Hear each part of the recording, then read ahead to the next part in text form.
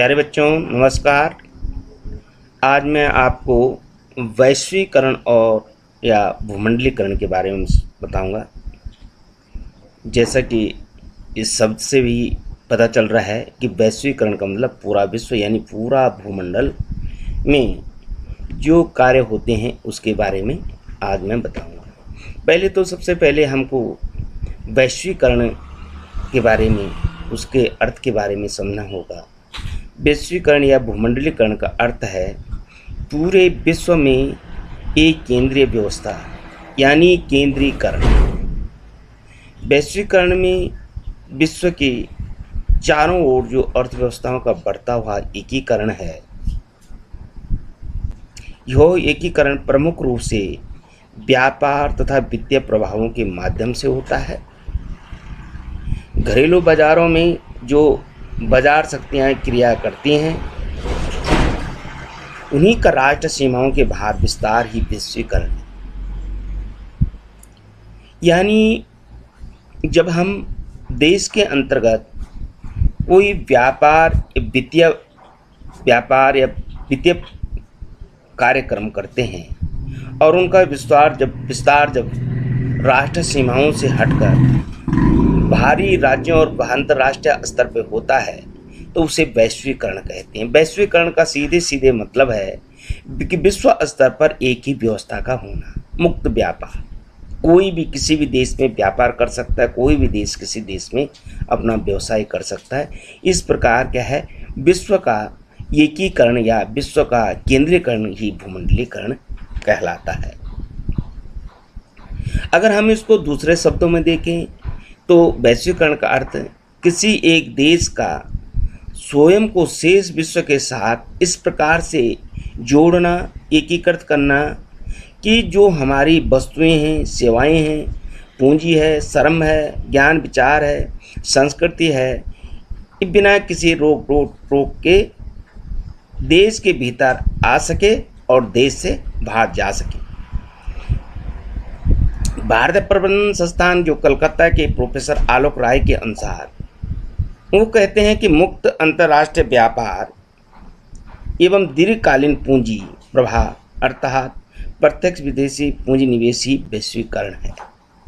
सीधी सी बात है कि वैश्वीकरण का मतलब है कि जो कुछ भी देश के अंदर हो रहा है वो देश के बाहर जा सके और जो देश के बाहर के अन्य देशों में हो रहा है वो देश के अंदर आ सके, चाहे उसमें श्रम है, पूंजी है, सेवाएं हैं, फैक्ट्रीज हैं, संस्कृति है, इन सभी का आदान प्रदान ही वैश्वीकरण कहलाता है। अब वैश्वीकरण में भारत की भूमिका या भारत क्या है और भारत ने कब से वैश्वीकरण में अपने को जोड़ा है, किस प्रकार जोड़ा है, इसके बारे में थोड़ा सा समझ लेते हैं। अंतर्राष्ट्रीय मुद्रा कोष तथा विश्व बैंक के कुछ दबाव थे, जिसके कारण क्या है, भारत सरकार ने 1991 में स्थायित्व और संरचनात्मक समायोजन का कार्यक्रम लागू किया, जिसके निम्न 3 हिस्से या 3 उद्देश्य या 3 लक्षण हैं।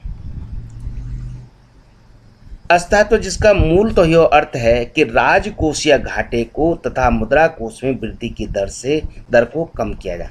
यानी जो देश के अंतर्गत राजकोषीय घाटा हो रहा है या मुद्रा कोष में जो वृद्धि होती है उसके दर को किसी भी तरह से कम करना। यानी जो घाटा हो रहा है, जो पूंजी का हम निवेश कर रहे हैं और उसमें उस तरह का हमारी अर्थव्यवस्था नहीं चल पा रही है, उसको किसी तरह कम किया जाए। दूसरा है घरेलू क्षेत्रों में जो नीतियां अपनाई जाती हैं, उदारीकरण, जिसका अर्थ है उत्पादन, निवेश, कीमतों इत्यादि पर लगाए जाने वाले नियंत्रणों को कम करना तथा साधनों के आवंटन को बाजार के निर्देशों द्वारा निर्धारित करना। यानी बाजार भाव को निर्धारित करना, बाजार के स्तर पर बाजार की स्थिति उसके आधार पर इनको निर्देशित करना। विदेशी आर्थिक नीति में उदारीकरण करना, यानी जो विदेशी आर्थिक नीति, उदारीकरण का मतलब है उदार होना। यानी जो वस्तुएं, सेवाएं, प्रौद्योगिकी और पूंजी है उसको अंतर्राष्ट्रीय प्रभाव पर लगाए गए नियंत्रणों को कम करना और अंततः समाप्त कर दें। यानी कुछ ऐसी चीज़ें जो बाहर से अगर देश के अंतर्गत आती हैं उन पे प्रतिबंध लगाए जाते हैं, उनको कम करना, उन पे टैक्सेस कम करना, जिससे वो खुले रूप में खुले बाजार में यहाँ पे आ सकें। ऐसी कोई रणनीति बनाना और इसको ही क्या है, इस तरह भारत जो है वैश्वीकरण में 1991 से सम्मिलित हुआ।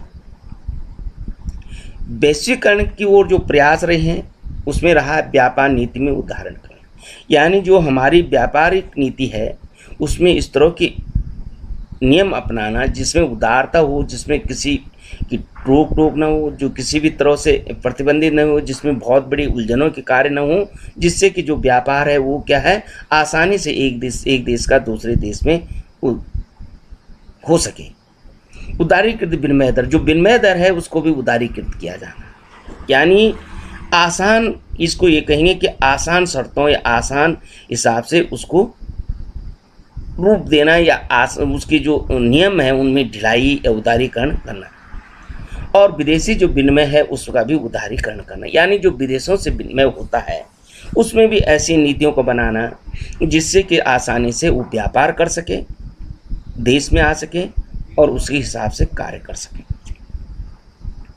इसके जो अनुकूल प्रभाव वो क्या रहे, उच्च तकनीकी का उपयोग। जब विभिन्न देशों का आपस में व्यापार बढ़ेगा, औद्योगिक लगेंगे, उद्योग धंधे होंगे, तो जो उच्च तकनीकी है, वैज्ञानिक तकनीकी है, उसका उपयोग किया जाएगा। यानी अगर भारत में बाहर से अमेरिका की माना कोई कंपनी लगती है तो वो उच्च तकनीकी के साथ लगेगी और उच्च तकनीकी के साथ लगने के कारण उसके कार्य अच्छे होंगे और इसमें एक तरह की प्रतिस्पर्धा भी होगी जिससे कि क्या है अच्छे सामान, अच्छे उत्पादन भी होंगे। और विदेशी जो मुद्रा कोष है उसमें देश के अंतर्गत जो विदेशी पैसा है, मुद्रा कोष है, उसमें भी वृद्धि होगी। जब विदेशी कंपनियां लगेंगी तो विदेशी धन भी आएगा, विदेशी माल भी आएगा, उससे क्या है विदेशी मुद्रा कोष में वृद्धि होगी और यहाँ का माल जब बाहर जाएगा तो बाहर से आने वाला पैसा भी उसमें वृद्धि होगी। निर्यात में भी वृद्धि होगी, जो यहाँ से सामान जाएगा उसकी निर्यात में वृद्धि होगी, अधिक सामान उत्पादन होगा, अच्छी वस्तुएं होंगी, उनकी क्वालिटी और क्वांटिटी अच्छी होगी तो बाहर ज़्यादा से ज़्यादा आयात होंगी जिसमें कि वृद्धि होगी। और प्रत्यक्ष रूप से विदेशी विनियोग में भी वृद्धि होगी। इसके साथ साथ स्थिर व मजबूत विनिमय दर होगी, यानी स्थिरता, बाजार भाव है, बाजार में स्थिरता रहेगी और उसकी विनिमय दर भी क्या है मजबूत होगी। ये नहीं कि बाजार क्या है डगमगा रहा है, अर्थव्यवस्था डगमगा रही है, अर्थव्यवस्था ऊंचे नीचे चल रही है, इस तरह की कोई बात उसमें नहीं होगी। लेकिन इसके प्रतिकूल प्रभाव भी रहे हैं। प्रतिकूल प्रभाव इस रूप में है, इसका भारतीय उद्योगों पर प्रभाव पड़ेगा, यानी उच्च तकनीकी होने के कारण वो विदेशी कंपनियों के साथ या विदेशी फैक्ट्रियों के साथ क्या है प्रतिस्पर्धा में शामिल नहीं हो सकते या प्रतिस्पर्धा नहीं कर सकते और उसके कारण क्या है उद्योगों पर, भारतीय उद्योगों पर उसका प्रभाव होगा। उसके सामने क्या भारतीय उद्योग क्या है ये कहना है कि टिक नहीं पाएंगे और उस तरह की कार्य नहीं कर सकते। लाभ का निर्यात, उसमें लाभ का निर्यात होगा, आयात नहीं होगा, बल्कि क्या है जो निर्यात होगा वो लाभपूर्ण होगा।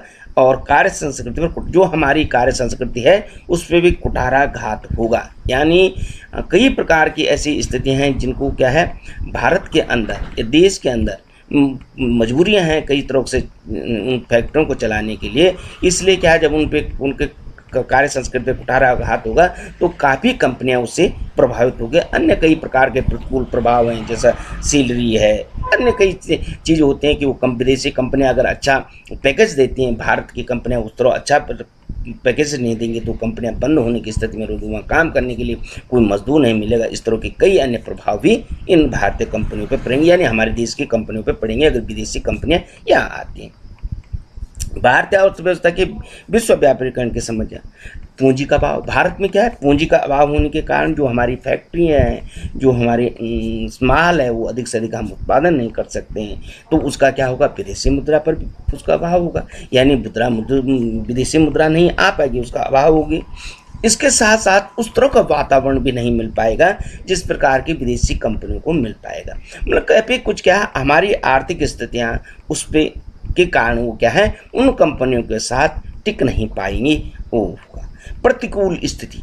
इसके साथ साथ उसका क्या है इन पे विदेशी निवेश है, पूंजी है, हमारे उद्योग हैं, इन पे प्रतिकूल प्रभाव पड़ेगा। साथ ही श्रमिकों में भी भय रहेगी। श्रमिकों में भय ये रहेगी कि अगर फैक्ट्रियाँ बंद होगी, भारतीय फैक्ट्रियाँ बंद होगी, इस तरह का वो रहेगा तो हमारी नौकरियाँ चली जाएंगी, हमारी स्थितियाँ खराब हो जाएंगी, इस तरह का भी भय उनमें रहेगा।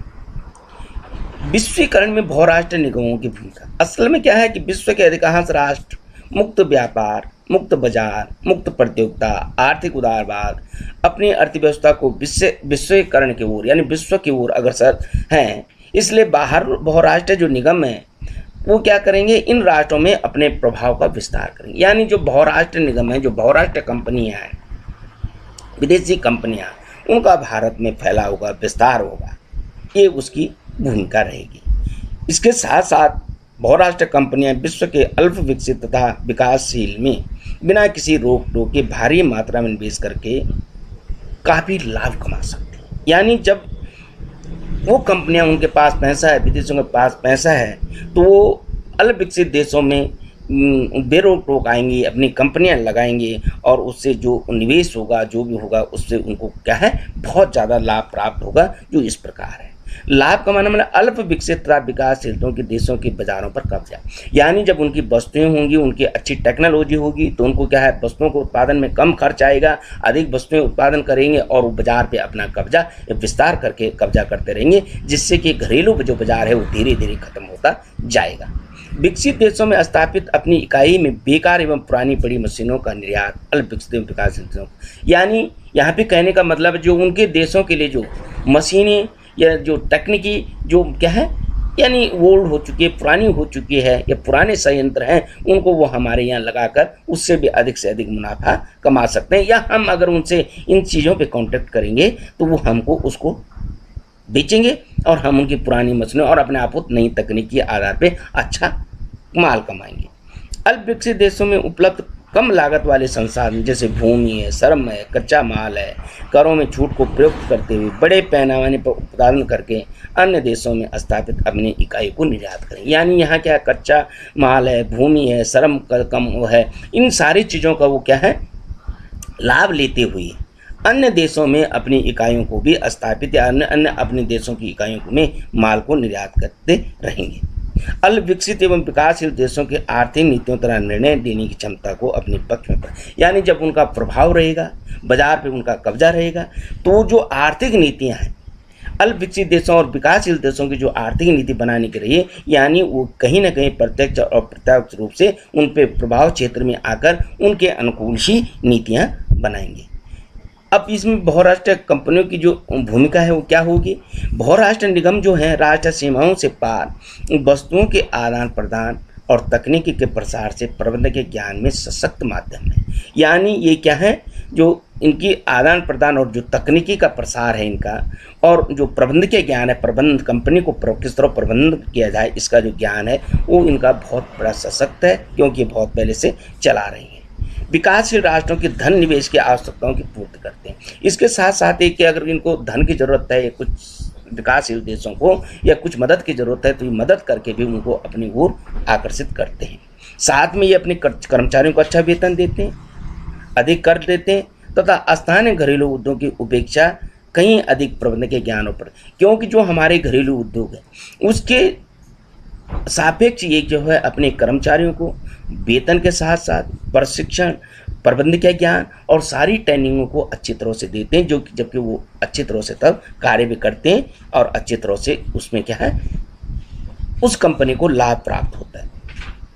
बहुराष्ट्रीय जो निगम है अपने कर्मचारियों को अनेक प्रकार की कल्याणकारी योजनाएं में प्रदान करते हैं, उनकी आजीविका के अच्छे साधन देते हैं, जिससे कि घरेलू जो नौकर हैं या घरेलू जो घरेलू जो कंपनियों में जो कार्य करने वाले श्रमिक हैं वो अपने को या तो असुरक्षित महसूस करते हैं या विदेशी कंपनियों में जाने की भरसक कोशिश करते हैं, जिसका प्रभाव क्या है, जो हमारी देश के अंदर की कंपनियाँ हैं उन पर उसका प्रभाव पड़ता है। लाभ क्या है, विश्वीकरण से विश्व में कहीं भी अगर निवेश के अवसरों के सृजन से लाभ प्राप्त, यानी आप कहीं भी निवेश कर सकते हैं, विश्व के किसी भी देश में आप अपना निवेश कर सकते हैं, इससे इसको लाभ होता है। विश्व के कारण पूंजी का प्रभाव भी बढ़ता है। जब विश्व के विभिन्न देशों में आप निवेश करेंगे तो उसका आपको पूंजी भी बढ़ेगी और वहाँ का जो पैसा है वो भी बढ़ेगा। बाजार आपका विश्व स्तर पे आपका बाजार का विस्तार भी होगा। अंतर्राष्ट्रीय आर्थिक प्रतिस्पर्धा के कारण उत्पादन में भी वृद्धि होगी। जब प्रतिस्पर्धा होती है तो उत्पादन में वृद्धि होती है, उत्पादन में वृद्धि होगी तो जो उपभोक्ता है उनको कम दामों में भी अच्छा माल मिलेगा और बाजार उतना ज़्यादा विकसित होता जाएगा। वैश्वीकरण के सामाजिक और आर्थिक समस्याओं व मुद्दों ने विश्वव्यापी रूप, आज क्या है आप देखते हैं कि जब मैं कभी भी बात करता हूं तो मैं ग्लोबल विलेज की बात करता हूं, यानी पूरा विश्व एक गांव के रूप में विकसित हो चुका है। इसलिए एक दूसरे के बिना न तो किसी का कोई देश चल सकता है, न एक दूसरे के बिना न कोई देश अपने आप में परिपूर्ण है। इससे तकनीकी है, सूचना का ज़बरदस्त लाभ होता है और एक दूसरे देश से लाभ प्राप्त कर सकते हैं, लेकिन इसके कुछ दोष भी हैं। यह वैश्वीकरण के प्रजातंत्र के विविध परिस्थितियाँ उत्पन्न करता है, यानी ये क्या है, कुछ ऐसी परिस्थितियाँ उत्पन्न करता है जो प्रजातंत्र के लिए खतरनाक भी हो सकती है। विकासशील राष्ट्रों की औद्योगिक प्रक्रिया पर इसका बुरा प्रभाव पड़ता है। जो औद्योगिक इकाइयाँ हैं हमारे विकासशील देशों की, वो क्या करती हैं, उनसे क्या हो जाता है कि जब वो उनका प्रतिस्पर्धा होता है तो उसके सामने कहीं नहीं टिकती, जिसका उन पर क्या है प्रभाव पड़ता है। और मशीनों का जब हम उपयोग करते हैं तो श्रमिकों की कम आवश्यकता होती, इसलिए जो श्रमिक वर्ग है वो कम होता जाता है, उसकी जो नौकरियां हैं वो चली जाती हैं, इस पे उसका प्रभाव पड़ता है।